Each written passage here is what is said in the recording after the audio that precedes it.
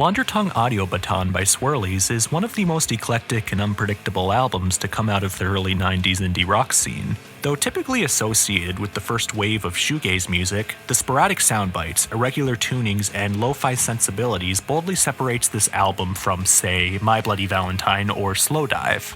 Hi, I'm Nate with Stained Glass Stories, and today I had the wonderful pleasure of speaking with Seana Carmody about Blonder Tongue Audio Baton.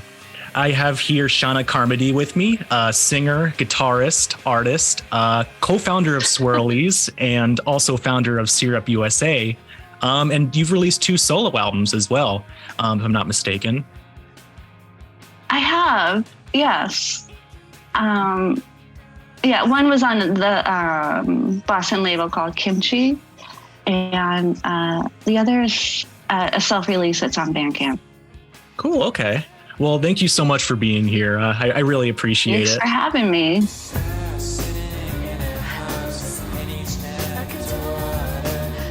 I first asked her about the band's musical influences at the time, questioning in particular if My Bloody Valentine and Pavement had an impact on their sound. Sure, both of those bands. I mean, absolutely. I'm not going to pretend that we didn't listen to My Bloody Valentine. Yeah, of course we did. And that's really how Damon and I bonded, actually, because neither one of us knew anyone else who was into them, because we had the Isn't Anything album, and we were both grooving on that, and but also fans of other British bands, like Jesus and Mary Chain, for sure. So we were, both kind of into that washed out guitar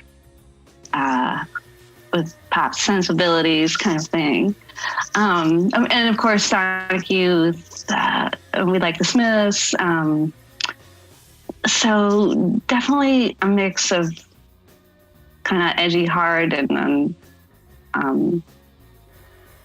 sweet and wholesome somehow. Well, and that's what I appreciate so much about the record is it's really hard to categorize it, I think, like put it in a box, There's just so many different sounds you're pulling in. I just love how, there all the changes in direction, changes in tempo, all the unusual tunings. There's no album quite like it. So yeah, it's hard to pin it to one particular sound or style. So yeah. Well, thank you. I mean, I guess that's kind of what you go for, something unique, Yeah, no, just how it begins. Like, what is that at the beginning? Like, it sounds like duct tape or just the first 15 seconds, You got that? Well done. Oh, it's duct tape. Awesome. Yeah. Yeah.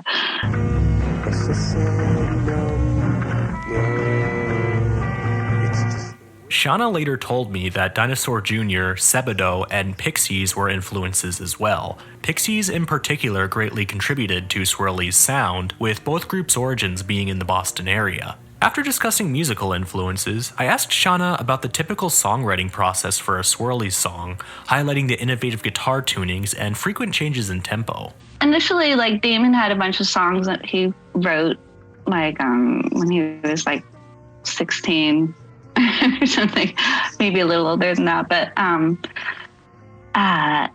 those were mostly the earlier releases. Didn't understand and upstairs on what to do about them.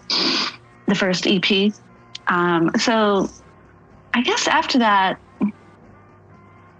Andy brought some songs in, and Damon had a bunch of songs. So my part was to add guitars, little melodies, or additional parts and vocal parts. So, yeah, that was just a challenge. Oh yeah, yeah. How to add on? Fun, of course. Yeah. Yeah.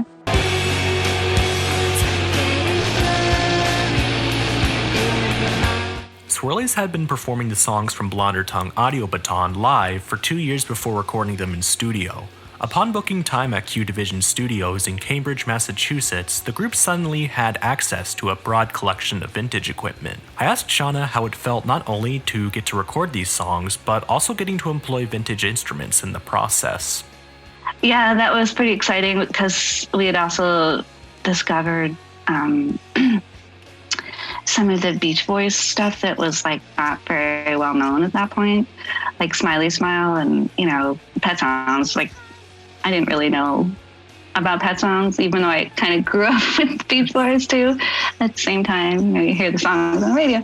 But so just kind of delving into that and thinking about a variety of things we could get our hands on when we went into the studio. And that was one of them, like, look at this. It was just, you know, kind of grown-up toys.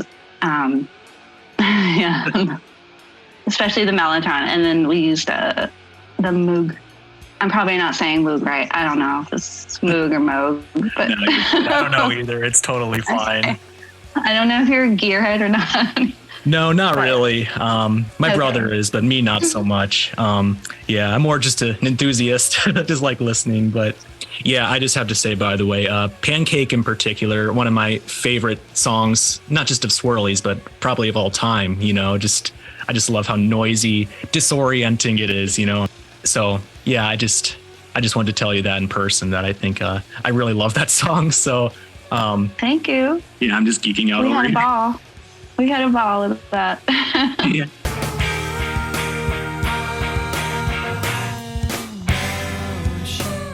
I was curious to know if she had any stories or funny memories about the recording process. I mean, of course, we had a great time in the Q Division, which was the studio name in Boston. It was a beautiful studio. Mm-hmm. And we were super happy and lucky to be there. But I mean, we did have like a bit of an upset. So with our drummer. So that's probably the most memorable thing because, you know, we had to say, you know, we have to get another drummer because the producer, the guy we were working with, Rich Costi, he took us aside and said, you know, look, this drumming situation is not working right because of the timing. And we were like, oh, like it was like something we hadn't even realized, hadn't noticed, you know, or I don't know if we even considered it, like whether or not he was in time. Yeah. I mean, we were still pretty inexperienced.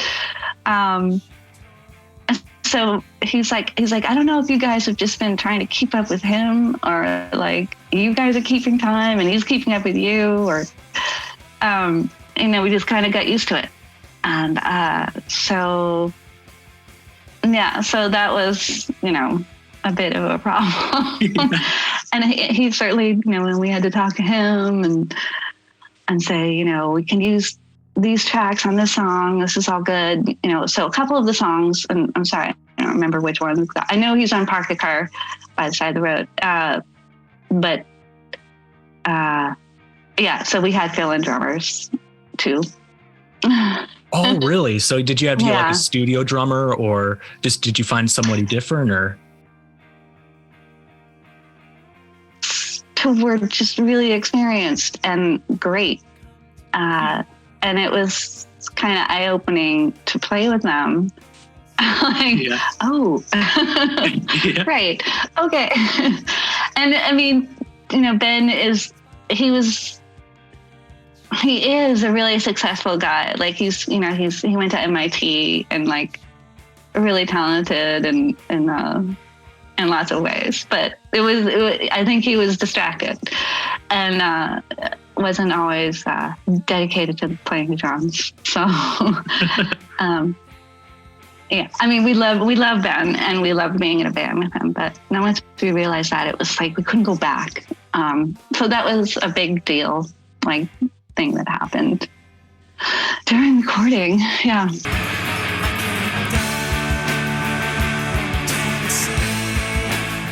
Knowing that the term shoegaze has elicited a mixed reaction from many of the artists associated with the scene, I wanted to hear Seana's feelings on the word. When I first heard it, I thought, oh yeah, that's funny. Like, yeah, that kind of makes sense. I can see how someone would say that. But then after a while, it sounded very juvenile, like kind of like or babyish, like these kids are just standing up there staring at their feet and have no confidence or something. I don't know. So, and then I was sort of like, wait, do I need to be looking at my shoes? What if I'm not looking at my shoes? Yeah, true, right? Oh, yeah. So.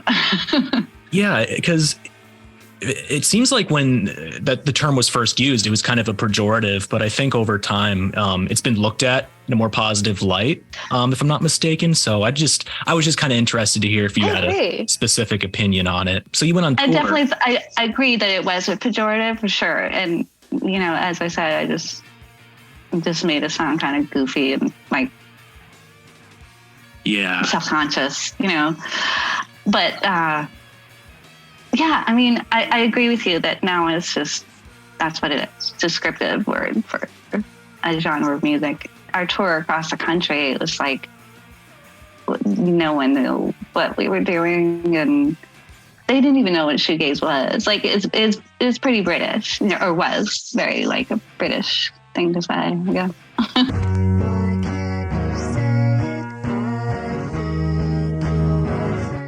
Following the release of Blonder Tongue Audio Baton, Swirlies embarked on their first nationwide tour. I asked Seana about her touring experience. Yeah, touring, is challenging with a bunch of guys, but they're great guys. So, it was wonderful, especially going across the country, across the U.S.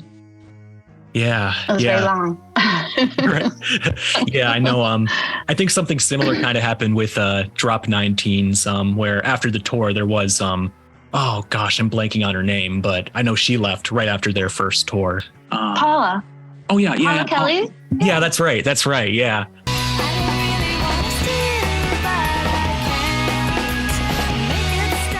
After the tour, Seana would leave Swirlies to form the group Syrup USA.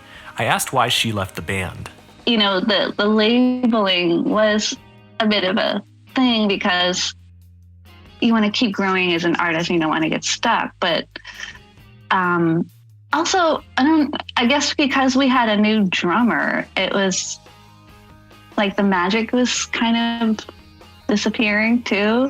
We had a lot of lineup changes, and that was hard. And yeah, I wanted to do more singing, and I was discovering my songwriting, and like I had a lot of songs in me, and I wanted to get those out. And so yeah, I wanted to do that, but I realized I couldn't do two bands at this time. So because I wanted to have like a life as well.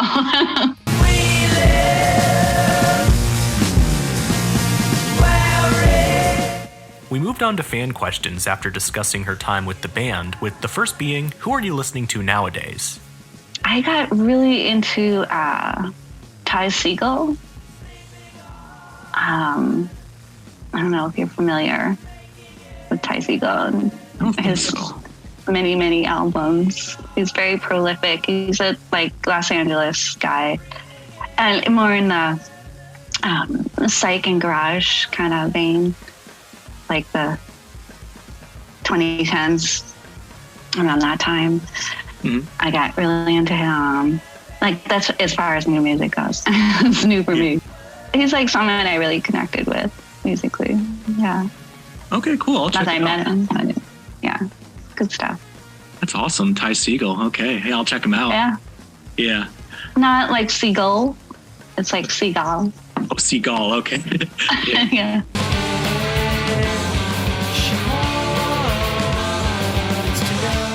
Another fan wanted to know her favorite Swirlies song.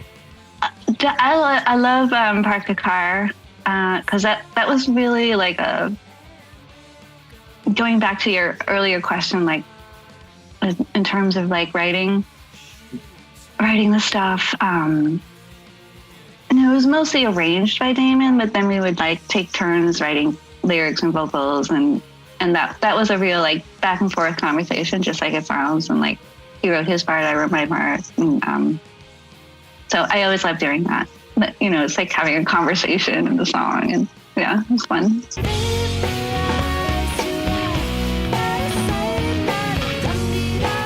A fan of Syrup USA wanted to know if she would consider adding its music to streaming services.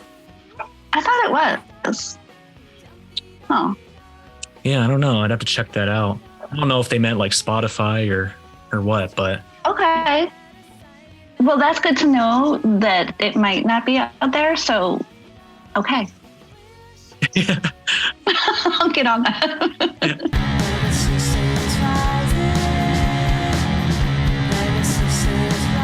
As the interview was drawing to a close due to Zoom's time limit, the last question I asked her was about her current projects and if she was active on Bandcamp. These days, yes.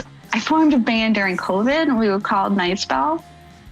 I guess we still are, but we're kind of not really active right now, just because of life and whatnot. But I may be using that moniker again. So there's 3 songs released under the name Nightspell. That is one word on the label Red on Red.